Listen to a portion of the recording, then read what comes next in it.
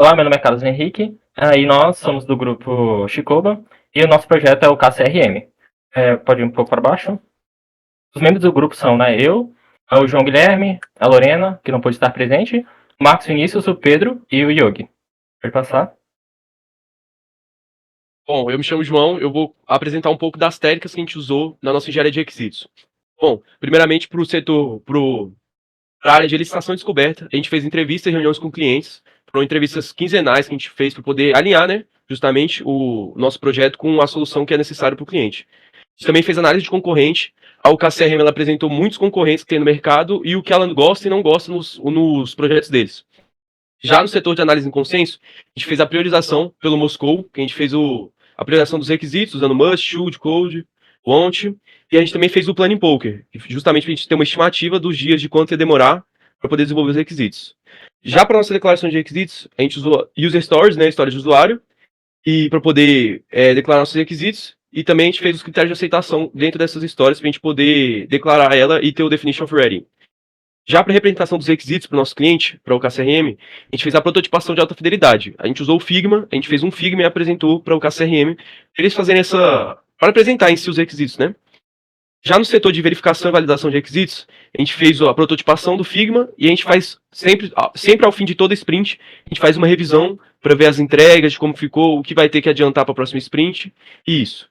Já para organização e atualização de requisitos, a gente fez o backlog do produto, que está no nosso GitHub Projects.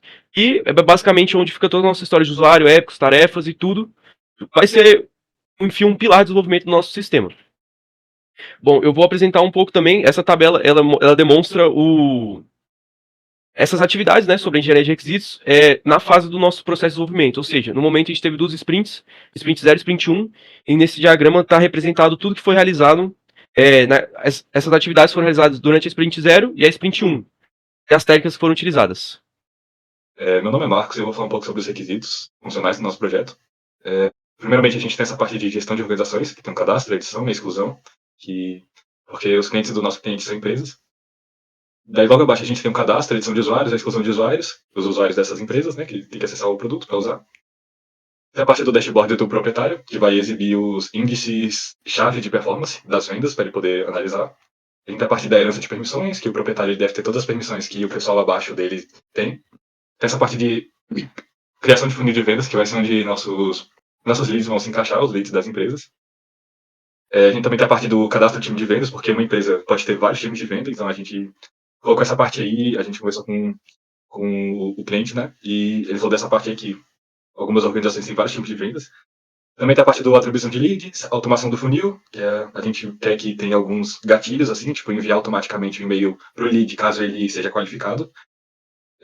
A parte da herança de permissões do gerente, que o gerente também deve ter a permissão de quem está inferior dele. A gente tem a movimentação de leads no funil, personalização de etapas do funil, herança de permissões do coordenador, cadastro de leads, edição de leads, exclusão de leads. Os leads são os possíveis clientes, né? Quem vai dar lucro para a empresa, quem vai gerar renda. A gente também quer integrar com o WhatsApp para poder mandar mensagem do próprio CRM, para não ter que ter esse tempo perdido para acessar o WhatsApp, mandar imagem e perder o rastro, né? As mensagens que foram enviadas para o cliente. A qualificação de leads, que é mudar o leads para o status de qualificado ou desqualificado, né? Se ele está qualificado para continuar a venda e se o closer pode agir, a pessoa que vai fechar o negócio com ele. A gente também pôs umas limitações na visualização do funil, na parte do SDR, que é o representante de vendas, que vai ser a pessoa que vai entrar em contato no primeiro momento com o lead. E a parte do closer, que vai ser quem vai fechar o negócio com o lead. Eles devem ver só as etapas que são apropriadas para eles verem, né? A gente não quer que o SDR veja as etapas finais que o lead está passando. A gente também pode registrar o negócio como ganho ou perda, para ver se o cliente está gerando renda ou se ele não está gerando renda. A gente também pode exibir os status de cada lead no funil. A gente também pode ter uma visualização detalhada do lead, por exemplo, o número do iPhone, o e-mail, a idade, emprego, para os usuários terem uma noção melhor de quem ele é e negociar melhor com ele. A gente também tem a edição de temperatura do lead, para ver se ele está muito bom para fechar negócio, se ele está mais ou menos, ou se ele tá aí, né? Tá aí. Tem as métricas de etapas do funil, para ver quais etapas estão mais congestionadas, quais etapas estão faltando, e assim por diante. A gente também quer permitir a automação de e-mails, que faz parte da automação do funil. A gente também quer que tenha uma comunicação interna dentro do próprio CRM, por exemplo, para um coordenador falar com um closer, assim, alguma dica ou algo do tipo. A gente também quer integrar com o provedor de e-mail, pelo mesmo motivo do WhatsApp, né? Que você não tem um registro dos e-mails dentro do CRM, sem precisar sair e possivelmente perder algum e-mail que foi enviado, algum e-mail importante. A gente tem a mesma coisa para as ligações, porque ligações são importantes também, principalmente para o pessoal mais idoso, que ainda não está acostumado a mandar e-mails ou mandar WhatsApp mesmo. A gente também quer exportar relatórios para PDF e Excel, importante para fazer análise de dados. A gente quer cadastrar as campanhas de marketing para ver se elas estão dando lucro ou não estão dando. O relatório de ROI das campanhas, né, do retorno do investimento delas. O cálculo do lifetime value de um cliente, que vai ser, tipo, todos os clientes que estão associados a eles, assim como todos os negócios que ele já fechou com a empresa, para ver se, tipo, se no cálculo total ele está dando lucro ou se ele está sendo mais algo que não vale a pena investir tanto. A gente também quer importar e exportar dados, pelo mesmo motivo da análise de dados, dos relatórios. E por último, a gente quer criar uma extensão para o Google Chrome para fazer o cadastro rápido de leads, para a pessoa não ter que acessar o site e cadastrar o lead diretamente do navegador, com apenas uns cliques. E a sincronização com o Google Contacts, que para cadastrar automaticamente os leads nos contatos da pessoa, né, do usuário. Por último, a gente tem a lista de requisitos não funcionais, a gente seguiu o padrão recomendado pelo professor. Primeiramente, usabilidade. A gente quer que nosso produto ele seja usável. Foi um requisito que nosso cliente focou bastante, porque ele falou que na maioria desses SRMs a curva de aprendizagem é alta, demora para o pessoal do time de vendas pegar como usar o produto. Então a gente quer focar bastante nesse requisito não funcional. Faz parte disso a curva de aprendizagem, responsividade, feedback ao usuário e prevenção de erros. Mais para baixo a gente tem o desempenho. Como parte do nosso requisitos funcionais, a gente quer que tenha um tempo de resposta rápido, né, que a pessoa não fique muito tempo esperando. Carga concorrente, aguentar até 10 mil usuários simultaneamente, porque até pequenas empresas podem ter milhares de leads, dependendo do negócio que elas estão. A extensão do Google Chrome também deve ter um desempenho agradável, para ela não ser inútil. Mais embaixo a gente tem confiabilidade, que a gente quer que esteja disponível basicamente toda hora, 99,5% do tempo. Talvez, tipo, o downtime, né, só para fazer a manutenção. Recuperação de falhas, que caso tenha alguma falha, seja rápida a recuperação. A integridade dos dados, para a pessoa não perder um lead ou perder um usuário, seria um negócio bem catastrófico. Então, a gente tem que focar bastante nessa parte. E os logs de auditoria, que é a parte de todas as ações devem ser registradas no sistema, internamente ou externamente, para o nosso cliente poder ver. A gente tem a parte de suportabilidade, que a gente quer que ele seja compatível com a maioria dos navegadores mais usados atualmente, como Google Chrome, Firefox e Edge. E a parte de manutenabilidade, que fazer o código de uma maneira que seja fácil fazer a manutenção, retirar funções e adicionar funções.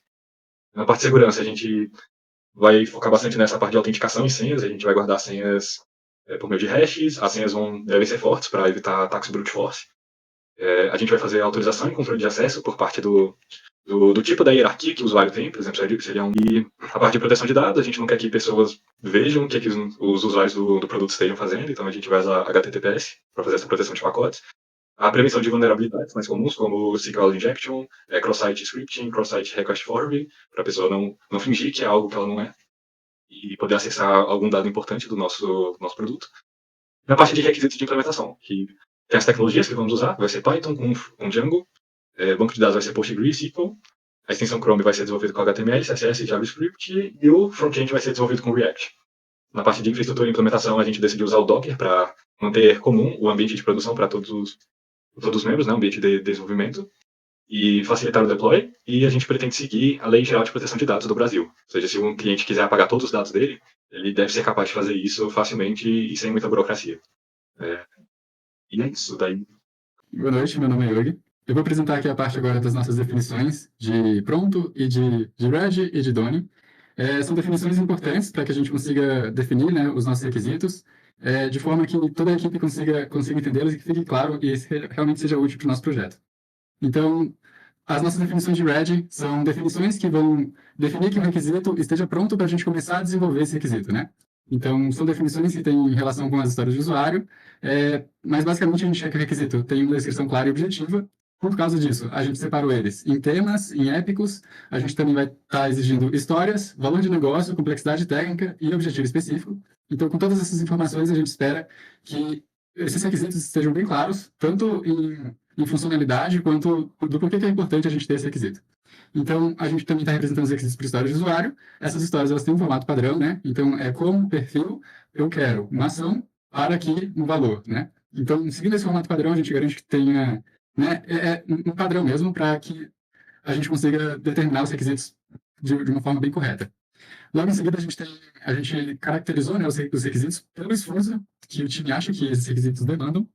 A gente fez essa caracterização em conjunto, utilizando a técnica de Planning Poker, que nem o João falou anteriormente. A gente também categorizou como scope, junto com o cliente.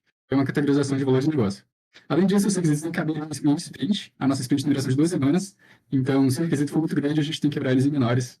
Então, a gente definiu isso aqui. A gente também coloca critérios de aceitação, para que esses critérios de aceitação nesse formato GWT, para que a gente consiga testar eles posteriormente de uma forma bem definida.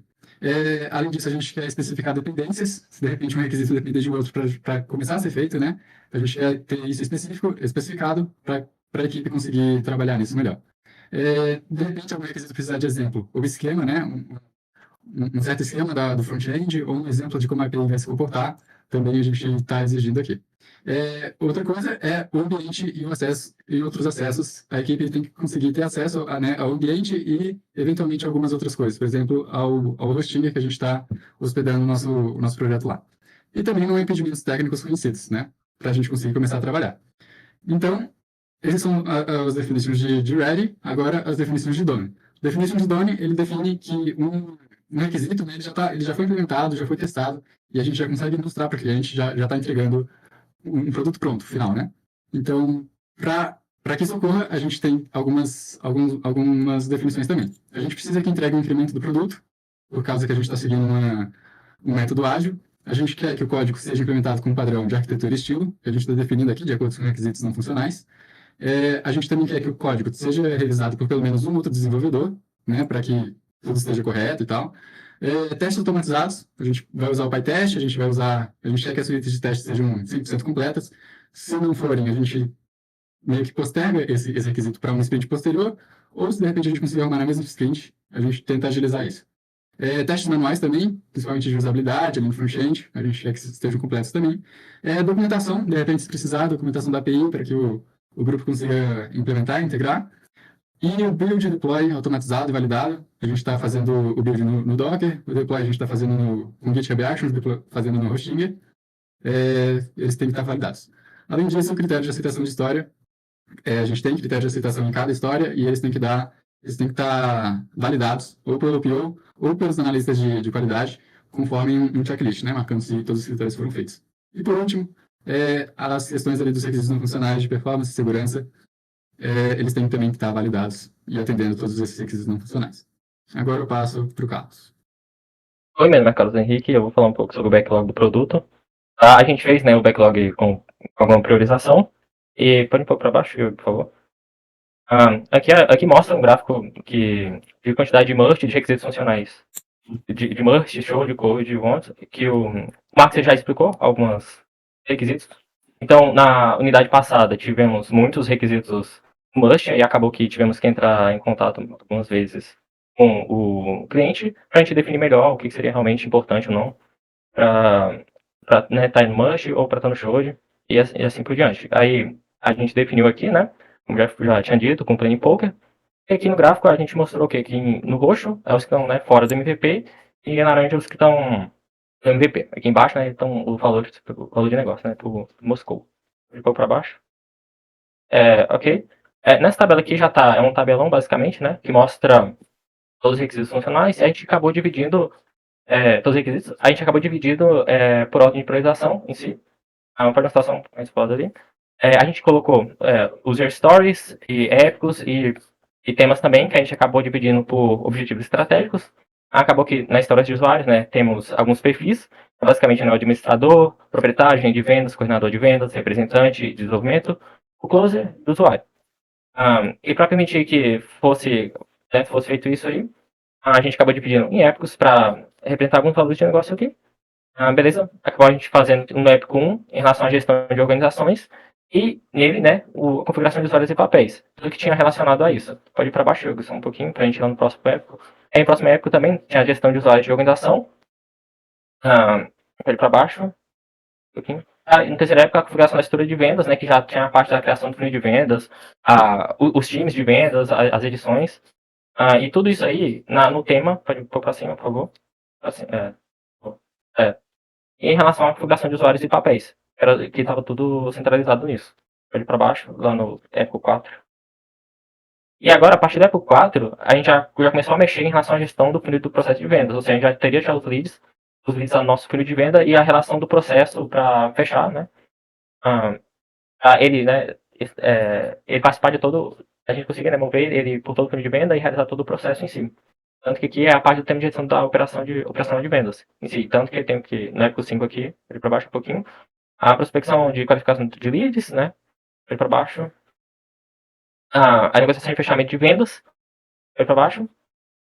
E a gestão de leads, ele para baixo. Ok? Ou seja, toda aquela parte ali em relação a todo o processo do funil de vendas, a gente priorizou o que teria, né, em relação a cada sprint, o valor de negócio que ele traria para o cliente. Assim, deixando melhor, né, o MVP para cada requisito, né. E aqui já foi em relação à comunicação e automação, com leads, né.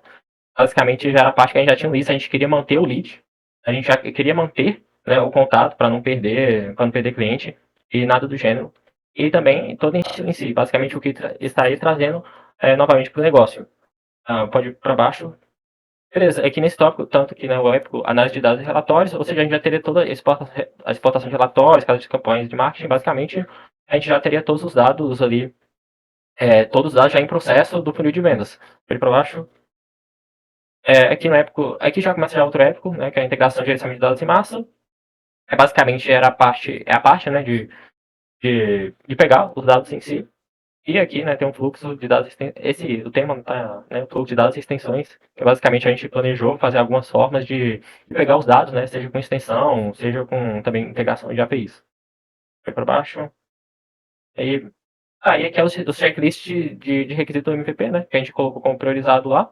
E aqui são todos, né, do requisitos funcionais. Assim. Pronto. Bem, na questão. Obrigado. Na questão de lições aprendidas, né? Essa unidade que a gente teve agora, 2, ela teve um foco muito grande, principalmente nas nossas técnicas de gerência de requisitos, né? A gente realmente teve esse processo depois do começo, na unidade 1, né? E com base nesses requisitos iniciais que foram levantados, e tipo um processo que realmente precisa de muita comunicação entre a gente, uma documentação extensa, a gente percebeu que um dos nossos principais desafios era, tipo, principalmente compreender que realmente a gente não precisava só ouvir o cliente, mas a gente precisava interpretar aquilo que ele falava pra gente, não bastava a gente só ouvir, a gente precisava realmente entender o que ele precisava, qual era o significado por trás das palavras dele. E inicialmente a gente teve essa dificuldade com isso, né? E a gente descobriu que tinha técnicas para isso, e a gente usou, né, o dado quando então, e com isso a gente realmente conseguiu reduzir bastante a ambiguidade e facilitou bastante o nosso processo de validação, verificação com PO, no caso de validação, né? E também, seguindo alguns outros modelos que a gente aprendeu, né, como o URPS, a gente conseguiu, e com bastante pesquisa, reflexão, a gente conseguiu substituir coisas mais vagas por realmente coisas bem concretas e específicas. Também a gente teve a questão do backlog. A gente acabou tendo uma migração do Trello para o GitHub Projects, para a gente ter um processo mais centralizado, e foi uma coisa muito bom para a gente, uma coisa muito fundamental para a gente ter uma maior integração nessa questão de gerenciamento, né, dos nossos requisitos com código. A gente teve o uso combinado também do Moscow e do Planning Poker, que foi um pouco mais complexo do que a gente havia esperado, né? Tem esse equilíbrio entre o valor de negócio e a complexidade técnica, acabou gerando um pouco de fricção e um pouco de... basicamente a gente não fez um estabelecimento de requisitos muito bom por causa disso, da questão de valor de negócio, mas a gente acabou resolvendo esse problema. E a gente conseguiu padronizar bem mais, deixar algum processo mais colaborativo.